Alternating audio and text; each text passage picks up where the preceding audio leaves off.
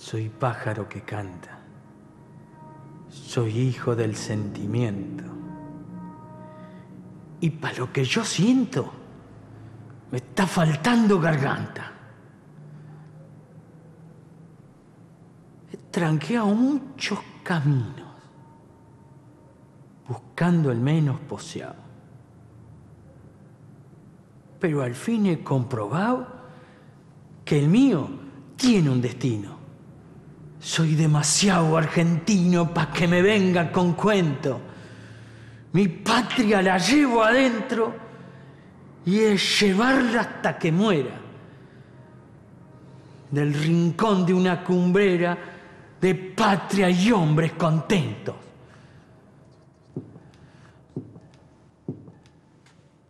Está bien.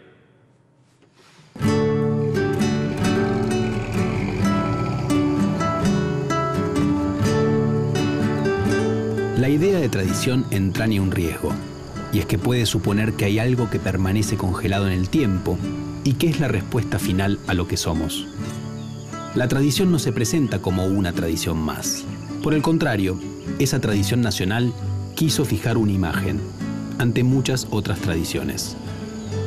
Pero la tradición, entendida así, es un camino lineal.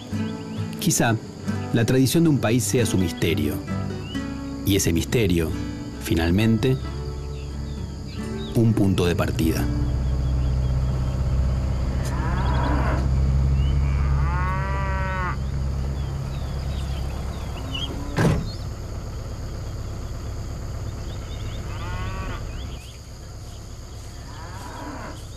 Buen día, caballero. ¿Me permite robarle unos segundos de su tiempo? Permítame presentarme. Mi nombre artístico es Marcos Marcus.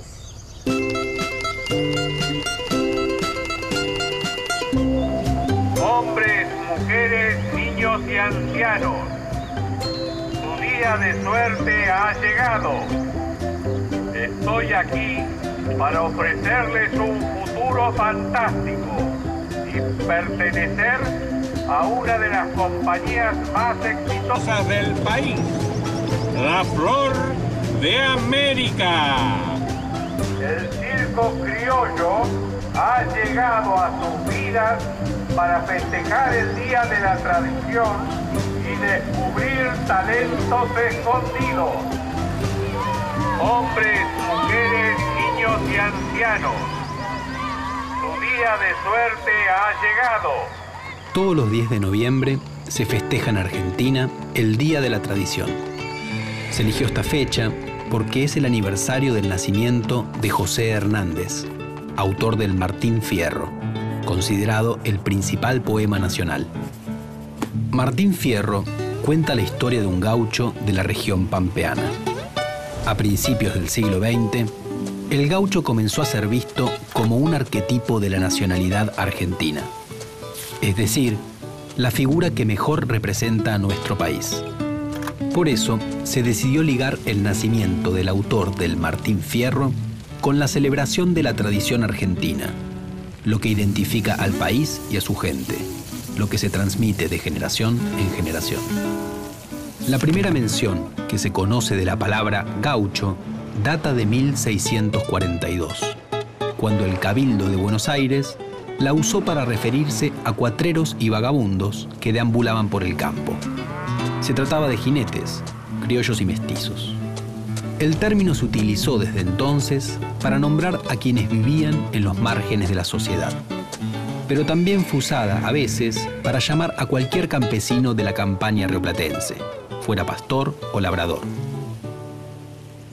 En un primer momento, la palabra gaucho se empleaba en el litoral: Buenos Aires, Santa Fe, Entre Ríos, la Banda Oriental, actual Uruguay, y también en el sur de Brasil. Más tarde se fue extendiendo hacia lo que hoy es el interior argentino. Durante la Guerra de Independencia, los pobladores rurales de Salta empezaron también a ser llamados gauchos. Normalmente los historiadores o la historiografía clásica, digamos así, siempre presentó la idea, y la literatura también, ¿no? La idea de que la campaña de Buenos Aires, un poco la Pampa en general, estaba poblada de gauchos, o sea, una sociedad primero muy simple, poblada de ganados abundantísimos, mal controlados y dominada por un grupo de grandes terratenientes que existieron desde siempre. Y por otro lado había un sector, digamos, de la población, digamos, pobre, estaba compuesta por gauchos que no tenían nada, que deambulaban por allí, que tenían asegurada su subsistencia apropiándose un poco del ganado ese que andaba medio suelto. Hoy sabemos que eso era bastante distinto, por lo menos a fines de la colonia, incluso en el siglo XIX, es decir, que en realidad lo que predominaba en ese mundo rural eran familias de productores, es decir, eran pequeños y medianos propietarios o productores que tenían un poco de ganado, que cultivaban, es decir, hoy sabemos muy bien que había también mucha agricultura. Si la mayoría de la población, una parte muy importante de la población, se dedicaba a trabajar la tierra para producir un poco de trigo, productos de huerta, etcétera, y había ganadería obviamente también, ¿no? ¿Por qué se construyó esa imagen? Bueno, creo que hay muchas explicaciones, ¿no? Una de ellas que me parece muy importante es que esta imagen fue creada sobre todo por viajeros, es decir, gente que venía de Europa, de una realidad agraria, digamos, y social muy distinta a la local, y que lo que veía acá era lo distinto. O sea, no veía, como nos pasa a cualquiera cuando vamos de turista a un lado exótico, no vemos lo que se parece a nuestra sociedad, lo que vemos es lo distinto. Entonces, ¿qué es lo que veían distinto? Bueno, veían esa gente que circulaba mucho más que en su lugar de origen, un español, un francés, ¿no? El campesino francés es un campesino que seguramente vive en la tierra que vivieron 5 generaciones antes de su familia. En cambio acá eso no era así, la gente circula mucho más y además obviamente es una ganadería a campo abierto, entonces el ganado también circula, es más abundante. Entonces ellos veían solo eso, no veían lo que era igual a lo de ellos, los campesinos, la agricultura no la veían. Marcos Marcus, para servirle. Buen día, señor. Marcos Marcus, para servirle. ¿Le interesa participar en un casting? Buen día, muchachos. Aquí llegué, no desesperen. Soy Marcos Marcus. ¿Usted la llaman la Flor de América? Los convoco al casting de la compañía teatral Marcos Marcus. ¿Me permite robarle unos segundos de su tiempo? ¿Le gustaría participar en un casting? Buen día, buen hombre. Marcos Marcus, para servirle. Esta es una oportunidad para saltar a la fama. Buen día, señora. No se lo pierda, no vaya a faltar, doña. Hasta luego. Para celebrar el Día de la Tradición y descubrir sus talentos escondidos. En 1872, la historia de un gaucho pampeano se convirtió en un verdadero suceso editorial, a tal punto que en los siguientes 6 años se reeditó en 10 ocasiones. Martín Fierro, un personaje de ficción, vivía con su mujer y sus hijos en un rancho en el cual trabajaba la tierra. Un día, el ejército lo reclutó a la fuerza para pelear contra los indígenas, y así vivió 3 años, bajo condiciones adversas. Cuando Fierro volvió a su hogar, se encontró con que había perdido sus tierras, su mujer se había ido con otro, y sus hijos, ante la imposibilidad de mantenerse, se habían tenido que emplear como peones. El poema cuenta que una noche, abrumado por sus desgracias, Fierro se emborrachó y mató en un duelo a un negro, tras lo cual empezó a huir de la justicia. Se hizo entonces gaucho matrero. Una partida de militares terminó rodeándolo, pero como se defendió con bravura, uno de los soldados se puso de su parte. Escaparon juntos y se fueron del otro lado de la frontera, a vivir entre los indios. Así concluye el poema. Muy bien, mi amigo. Gracias. Muy bueno lo suyo, ¿eh? El que sigue. Buen día. Por favor, colóquese donde está la marca. Bien. Por aquí. Poquito a su derecha. Medio pasito adelante. Está bien. Acción. Anoche al acostarme yo pensaba en esto mismo que me está diciendo. Y hoy temprano preparé la daga para despenar para siempre al pobre overo, pero ¿sabe mi vieja lo que pasa? Me alcanzó a conocer a 20 metros y levantando un poco la cabeza me hizo un relincho corto desde el suelo. Me arrimé para matarlo y vi en sus cansados ojos negros, yo no sé qué mirada tan extraña, que me tembló la daga entre los dedos.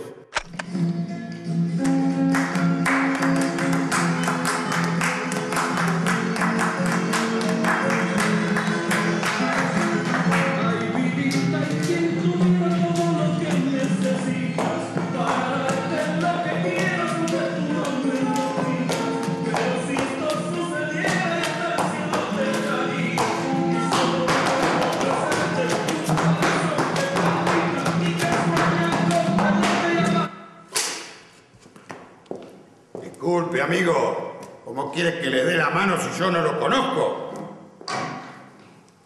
A mí me dice Juan Moreira. Porque la policía me anda buscando. Pero no va a haber quién me lleve. Porque acá está Juan Moreira, mierda. Salón Unisec Mari. Permanentes, claritos, tinturas, brushing, peinados, trenzados y mucho más. Anímate al cambio. Visita Salón Unisec Mari, Mitre 734. El éxito de El Gaucho Martín Fierro se debió no solo a su gran calidad literaria, sino también a que ilustra muy bien las tensiones sociales de su época. Hasta mediados del siglo XIX, la abundancia de tierras y la escasez de trabajadores habían hecho que los propietarios de la región pampeana permitieran el asentamiento de familias a cambio de trabajo. También fue común que algunas familias se instalaran en tierras que ningún propietario reclamaba. Pero cuando la producción ganadera se empezó a expandir, la tierra fue aumentando su valor. Para el propietario pasó a ser más conveniente alquilar o dividir y vender parcelas. Tanto los dueños de las tierras como el Estado empezaron a vigilar más fuertemente que se cumplieran los derechos de propiedad inmueble. Al mismo tiempo, se intensificó el control sobre la población. La antigua figura delictiva del vago fue asentada en la provincia de Buenos Aires en el Código Rural de 1865. Quienes no pudieran demostrar que eran propietarios o quienes no tuvieran papeleta de conchavo, un documento que certificaba que trabajaban como asalariados, eran considerados vagos. Por lo tanto, podían ser condenados al servicio de las armas, como le ocurrió a Martín Fierro, a pesar de que era un pequeño productor.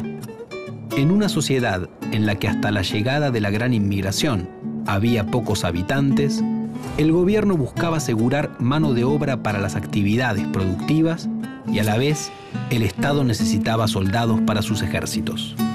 El libro de José Hernández denunciaba cómo la política de represión de la vagancia le permitía a las autoridades rurales endurecerse con los peones y los pequeños productores.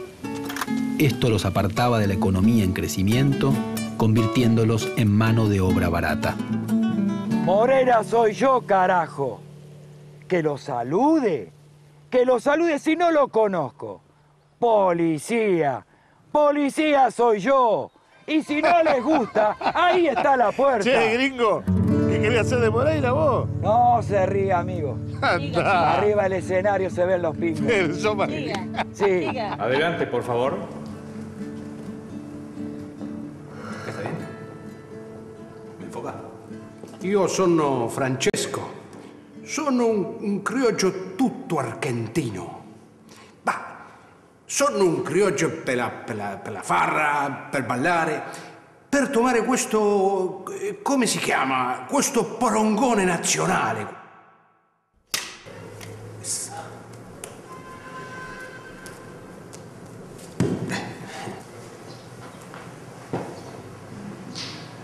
Yo soy Julián Andrade, amigo personal de Moreira. Se viene acercando la americana. Va a tener que salir por atrás. Yo le cuido las espaldas. Yo soy Moreira, carajo. ¿Que lo salude? ¿Cómo lo voy a saludar si no lo conozco? Policía. Policía, dice. El único policía que hay acá soy yo. Y si no les gusta, ahí tienen la puerta. ¿Terminó? Sí. Bien, gracias. Puedes retirar. La literatura gaucheca tiene un mérito que en un punto es la única literatura genuinamente nacional. Y eso sí es un valor. Digamos, la literatura argentina tiene una dependencia respecto de las culturas centrales muy notable. Con la gauchesca he encontrado, digamos, una voz original y un género original. La literatura gauchesca es básicamente aquella que en el siglo XIX intentó reproducir el habla del gaucho. No solamente el habla, sino también, digamos, las vicisitudes, las experiencias. Martín Fierro me parece que tiene una particularidad. Es una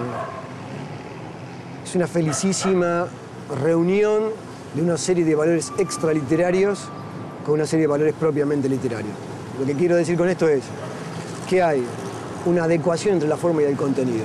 Esos versos tan elásticos de José Hernández, ese manejo del idioma, esa reproducción, esa entonación gauchesca, ha encontrado también su tema, que es el reclamo de los oprimidos. En ese sentido, Martín Fierro es un modelo que tiene esta particularidad o este problema, no puede ser repetido. Es una culminación, de alguna manera. Encontró la forma más eficaz para la resolución de un tema, como puede ser la situación del gaucho en el siglo XIX. A partir de ahí, la situación del gaucho produce identificaciones que hasta el día de hoy se mantienen. De alguna manera, hasta gente que quizás no lea al Martín Fierro, tiene simpatía por el libro, porque entiende que ahí hay algo vinculado con el oprimido, con la injusticia.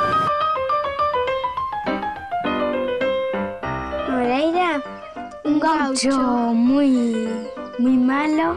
No es que quería ser malo, es que lo hicieron malo. Juan Moreira se casó con una señora que estaba enamorada de quién era también. Tenía guitarra y con eso enamoró a su chica. ¿Del juez? No. Sí, por interesamiento, por casarse con Chirilo, se quiso casar con ella y después se hizo todo un revuelto. Era malo con la gente. Porque ellos le hacían injusticia. Porque le sacaron a la chica. La policía lo buscaba. A Chirilo le sacó un ojo, Chirilo murió también. Le pegó un tiro en el pulmón izquierdo. Lo mataron. Capaz que Martín Fierro era amigo de Juan Moreira. En 1879, José Hernández publicó La Vuelta de Martín Fierro, otra vez con mucho éxito. El autor, que cuando salió el primer libro de Fierro era un federal contrario a la política del Estado Nacional, se había incorporado al proyecto de Julio Roca. Así, su tono crítico dejó paso a una celebración del progreso de la Argentina. Por eso, Martín Fierro volvió cambiado. Regresó de la tierra de los indios y se reintegró a la sociedad, perdiendo su anterior rebeldía. Pero ese mismo año apareció otro relato sobre un gaucho rebelde que también iba a ser muy popular, Juan Moreira, de Eduardo Gutiérrez. No estaba escrito en verso, sino en prosa, y se publicó como un folletín por entregas en un diario. Luego circuló en ediciones muy baratas. Tenía una alta dosis de aventura y suspenso. Se inspiraba en la vida real de Juan Moreira, un gaucho honrado que se desgració matando a un pulpero que lo había estafado. Su huida lo alejó del hogar, por lo que perdió a su mujer y a su hijo. Estuvo un tiempo en las tolderías indígenas y más tarde prestó sus servicios de peleador a distintos líderes políticos locales, hasta que fue muerto por una partida de policía en una pulpería de Lobos.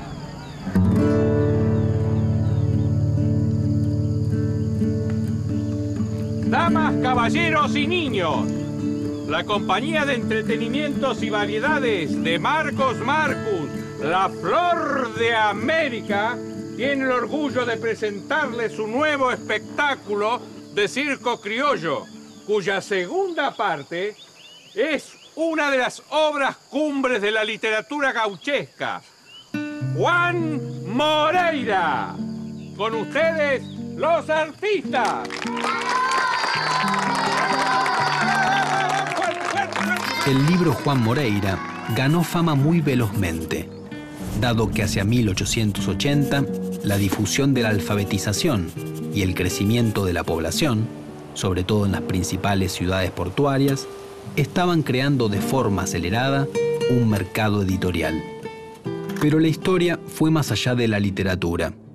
En 1886, la Compañía de los Hermanos Podestá representó la pantomima Juan Moreira y fue un suceso. 3 años más tarde, la misma compañía mostró a un Juan Moreira parlante, con un libreto basado en el folletín de Gutiérrez. El drama estaba representado con técnicas de circo criollo y no de teatro europeo, y es considerado el origen del teatro nacional. Estos espectáculos itinerantes tuvieron gran éxito tanto en las grandes ciudades como en los pueblos del interior. La historia circuló también en canciones populares y los Moreiras se convirtieron en los disfraces favoritos del carnaval. Para los inmigrantes, el personaje de Moreira ofreció un modelo para entender e integrarse a la sociedad local. Los sectores dirigentes vieron el fenómeno con preocupación. Pensaban que Moreira podía ser un mal ejemplo para los peones rurales y los trabajadores urbanos, pero no pudieron parar el crecimiento de su gran popularidad. La obra que van a ver es la de un gaucho bravío que vivió el desafío sin achique ni ceder. Por su brioso proceder queda almentas de su acero y en espíritu señero los actores y la historia hoy reviven la memoria de Juan Moreira, el matrero.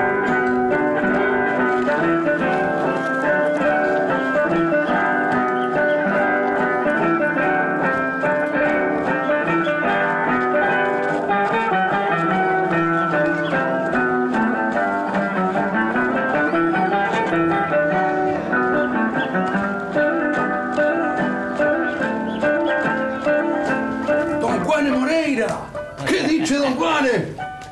¿Y cómo quiere que lo salude si yo no lo conozco? Don Juliane, ¿cómo está, amico? ¿Qué hace, Nación? Bene, tutto bene. ¿Pero no se acuerda, don Juan? Este es el gringo que nos llevaba la verdura allá en la acera. ¿Francisco? ¡Eco! El mismo. ¿Y cómo andás, Francisco? ¿Qué andás haciendo por acá? Un poquito de garufa, como tutto criollo argentino. ¿Y de cuándo sos criollo vos? ¿Cómo de cuándo soy criollo? Va, no te has fijado en la parada. Mirá la parada que tengo, che, hombre. ¿Sabés si quién demanda recuerdo? Y no se olvide nunca de usted. ¿Quién, che? Don Tomás. ¿Don Tomás? Sí. ¿Qué tomás, Francisco? ¡Caña, Peter! ¡Ah, gringo! Busca vida, a ver, pulpero. Sirve una copa para todo. Moreira, váyase. ¿Viene la policía? Tranquilo, paisano. Y vaya dando la noticia que yo de acá no me voy, ni aunque me vengan degollando. Vaya nomás. Cuando empezó el siglo XX, Argentina había cambiado tanto que ya no había casi lugar para la autonomía de la población rural. Toda la tierra estaba ocupada y en general se dedicaba a la producción. La pampa y las ciudades se poblaban con inmigrantes. El ferrocarril se había transformado en el principal medio de transporte. El Estado y varios miembros de las clases altas se volcaron a la tarea de afianzar una identidad argentina. Para eso se empleó la educación pública, la enseñanza de una historia común, la construcción de monumentos patrios. Parte de ese esfuerzo fue delimitar cuál era la literatura nacional. En la época del Centenario, destacados intelectuales como Leopoldo Lugones y Ricardo Rojas sostuvieron que el Martín Fierro era el origen de esa literatura, mientras se consideraba que Juan Moreira era un producto literario de mala calidad. Para ese momento, la rebeldía de la población rural ya no representaba un peligro. Por otro lado, lo que más se celebraba era el Martín Fierro de la Vuelta, el gaucho integrado a la nueva sociedad. Martín Fierro, y por extensión el gaucho, se fue transformando en el modelo del ser nacional, en el depositario de la tradición. Eso muestra el peso que tenía la región pampeana en Argentina, porque tanto Fierro como Moreira eran gauchos de Buenos Aires, y sus historias no se ocupan de la experiencia de los llaneros riojanos, de los gauchos del noroeste, de los cañeros tucumanos, de los viticultores cuyanos, de los trabajadores patagónicos o de los indígenas chaqueños obligados a trabajar en los quebrachales y en la zafra. Además, el ser nacional era un hombre. La mujer del gaucho no aparece en el arquetipo. La construcción de este modelo concluyó en la década de 1930 y tuvo su punto más alto cuando en 1939 se sancionó la ley que declara el 10 de noviembre como Día de la Tradición. Moreira no es renegado, la circunstancia lo obliga, pues la justicia no instiga a estar alerta, avispado.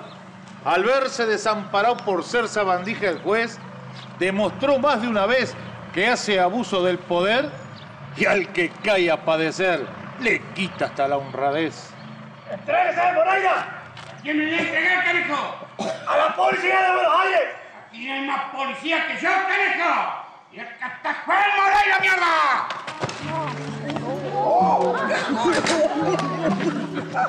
Tanto Martín Fierro como Juan Moreira fueron obras que rápidamente tuvieron una aceptación popular en un público bastante vasto, bastante amplio. También fue similar en ambos casos los ámbitos en los que circuló, de la pulpería al fogón, la forma en la que se difundió, la forma escrita, pero también la oralidad.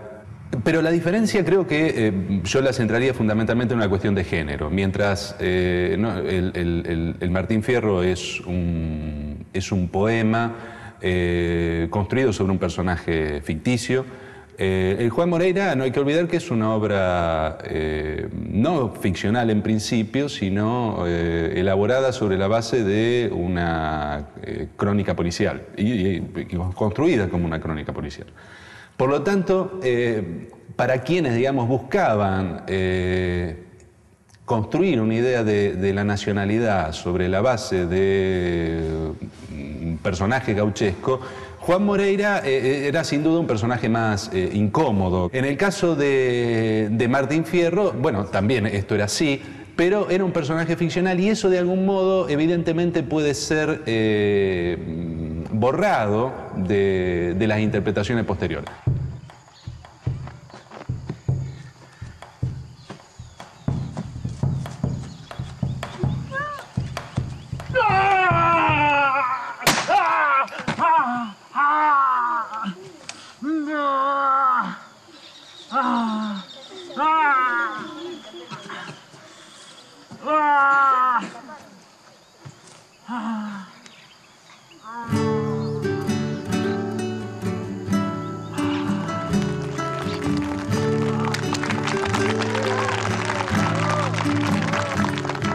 ¿Existe una referencia, un indicio o promesa de lo que somos en la imagen que la tradición nos devuelve? La respuesta cambiará de acuerdo a quién se formule esta pregunta. Pero nadie puede estar ajeno a la inquietud acerca de si existe una forma de ser argentino, una forma auténtica. Si quisiéramos saber qué es ser argentino, deberíamos pensar en aquello que incluya la diversidad que nos caracteriza. Si hay una única forma de argentinidad, solo debe ser el reflejo de todo eso que somos.